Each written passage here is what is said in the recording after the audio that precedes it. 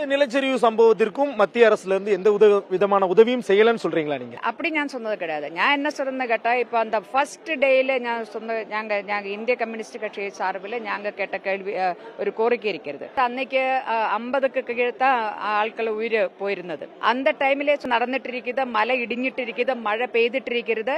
இது ஒரு பெரிய மேக்னிடியூட்லான ஒரு நேச்சுரல் கலாமிட்டிக்கு டிசாஸ்டர் அதிലേക്ക് நீங்கிற மாதிரி இருக்கிறது. அதனால உடனடியா மத்திய ஆட்சி இதை ஒரு நேஷனல் டிசாஸ்டரா அனௌன்ஸ் பண்ணி இம்மீடியட்டா அதுக்கு தகுந்த மாதிரி அனௌன்ஸ் பண்ணாத இறந்து போன ஆளுக்கு 2 லட்சம் ரூபாய் இது பண்றது, கொஞ்சம் ஒரு சின்ன ஃபோர்ஸ் எங்கோட்ட அனுப்புறது, அது மட்டும் இல்லாம இது ஒரு நேஷனல் கலாமிட்டி ஒரு டிசாஸ்டரா டிக்ளேர் பண்ணி அதுக்கு தகுந்த மாதிரியான ஹெல்ப்புகள் பண்ணியிருக்கணும். அது பண்ணறதுக்கு அந்த ஹெல்ப் எப்பதான் பண்ண ஆரம்பிச்சது. இதுவரைக்கும் அந்த மேக்னிடியூட்ல ஒரு ஹெல்ப் ஒன்றிய ஆட்சியில் வந்தது கிடையாது.